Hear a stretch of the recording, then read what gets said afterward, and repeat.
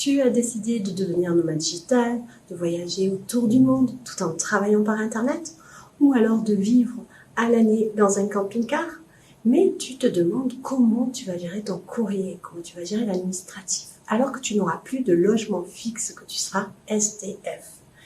Dans cette vidéo, je te propose plusieurs solutions qui sont à ta disposition pour recevoir ton courrier personnel ou professionnel alors que tu seras sans domicile fixe.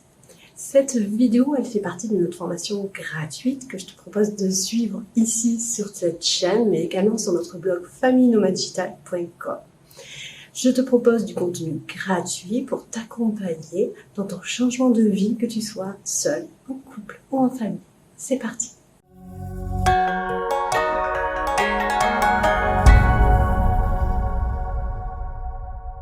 Quel que soit le mode de vie nomade que tu vas choisir, tu n'auras pas le choix. Il faut solutionner le problème de la paperasse. Il existe plusieurs moyens de gérer son courrier personnel et professionnel à distance. Pour réduire au maximum cette étape, commence par faire les démarches auprès des différents organismes pour ne plus recevoir de courrier papier. Pour simplifier ces démarches de changement d'adresse, tu peux le faire en ligne en utilisant le site du servicepublic.fr. Alors bien sûr, toutes ces démarches, elles sont à entreprendre avant le départ. Tu peux privilégier le plus possible les échanges par mail avec les administrations ou avec les organismes auxquels tu souhaites rester rattaché. Demande aussi la dématérialisation de tes factures ou relevés afin de les télécharger directement sur le site concerné. Tu peux faire ça pour ton abonnement de téléphone, pour la banque, les assurances, etc. Il faut aussi bien faire la différence entre ton adresse fiscale et ton adresse de correspondance. La domiciliation fiscale, c'est l'adresse officielle qui est utilisée lorsque l'on fait ses documents d'identité, le passeport, la carte d'identité, sa déclaration d'impôt aussi. Elle est indispensable lorsque l'on reste rattaché à la France, même si tu es en voyage longue durée. La domiciliation postale, c'est l'adresse où tu vas recevoir ton courrier. Elles peuvent ne pas être au même endroit, c'est tout à fait ton choix. Lors de notre départ en 2013, nous avions choisi d'élire notre adresse postale personnelle et celle de notre entreprise chez un proche. Ce dernier étant locataire, il a demandé une autorisation écrite à son propriétaire pour que le siège social de notre entreprise soit chez lui. Nous lui avons fourni un scanner. Ainsi, une fois par semaine, il n'avait qu'à scanner le courrier reçu qui était principalement pour notre entreprise. Il est possible aussi d'utiliser une application pour scanner comme Scanner Pro que je te conseille. Ça évite l'achat de matériel.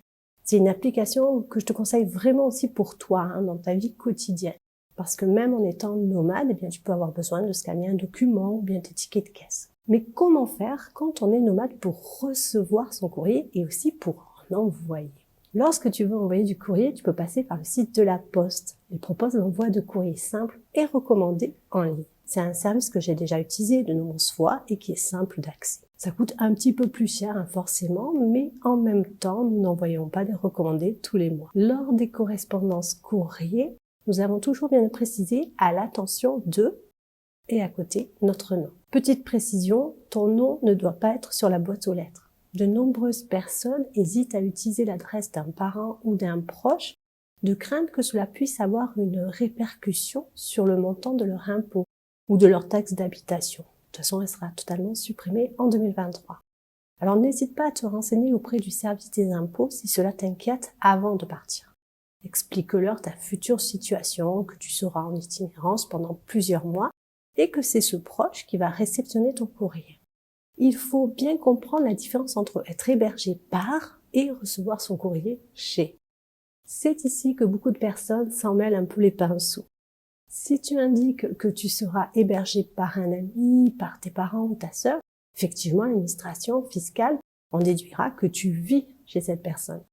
Si tu indiques son domicile comme une adresse de correspondance où tu vas recevoir ton courrier, tu ne seras pas considéré comme vivant.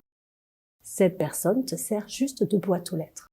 Il ne faut pas fournir non plus de lettres d'hébergement de sa part au fisc, sous peine effectivement de voir les impôts de cette personne augmenter à cause de toi. J'espère que tu comprends bien la nuance parce qu'elle induit de nombreuses personnes en erreur. Alors, nous ne recevions aucune déclaration de revenus par courrier, les documents pour les déclarations d'impôts étant accessibles directement sur notre compte. Tous nos échanges avec les impôts se faisaient par courrier électronique.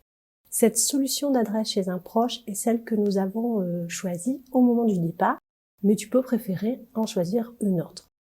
Les autres solutions sont les suivantes. Faire une domiciliation dans un CAS, Centre communal d'action sociale, dans la ville où tu résides. Il faudra dans ce cas-là les contacter tous les 3 mois et renouveler ta demande tous les ans. Tu ne dois plus avoir de logement pour faire ce type de demande. Il faut être vraiment sans domicile fixe.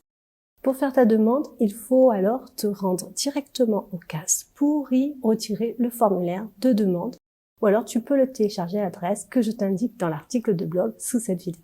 Ce formulaire doit être envoyé en lettres recommandées. Il faut aussi te rendre à un entretien pour expliquer ta situation personnelle et pourquoi tu as besoin de ce type de domiciliation. Et l'on va aussi t'expliquer les droits et obligations, comme celle de retirer régulièrement ton courrier. Tu obtiendras ensuite une réponse positive ou négative par écrit dans un délai à peu près de 2 mois. Un proche à qui tu auras donné procuration doit venir récupérer ton courrier tous les mois. Et il te faudra donner un signe de vie tous les 3 mois pour conserver cette domiciliation fiscale. Attention, rien n'oblige la municipalité à accepter ta demande. Selon la ville, le CAS peut être submergé de candidatures et n'accepter que les situations vraiment d'urgence. Seconde solution, une société de domiciliation telle que le courrier du voyageur par exemple. C'est une option qui est très répandue chez les voyageurs. Troisième solution, la réexpédition du courrier. Si tu optes pour une vie nomade sur une durée limitée, tu peux utiliser le service de la poste pour expédier ton courrier à l'adresse de ton choix, par exemple chez un parent ou un ami. Je ne te conseille pas cette option au-delà d'1 an car cela a un certain coût. Comment avoir une adresse en France pour son entreprise française quand on est nomade ? Alors tu peux faire appel à une société de domiciliation d'entreprise comme c'est le cas en personnel. Mais cela va te demander quelques formalités supplémentaires un peu contraignantes, comme celle de devoir changer l'adresse de ton siège social. Mais aussi de déclarer cette adresse au centre des formalités des entreprises, CFE, dont tu dépends. Faire le choix de domicilier son entreprise au sein d'une société de domiciliation est une démarche administrative un peu plus compliquée, car chaque cas est différent. Tu dois être sûr de toi au moment de déclarer cette nouvelle adresse. Si tu changes d'avis quelques mois plus tard, il te faudra refaire les mêmes démarches. Quoi qu'il en soit, enregistrer l'adresse de son entreprise dans une société de domiciliation reste la solution la plus répandue et la plus rapide.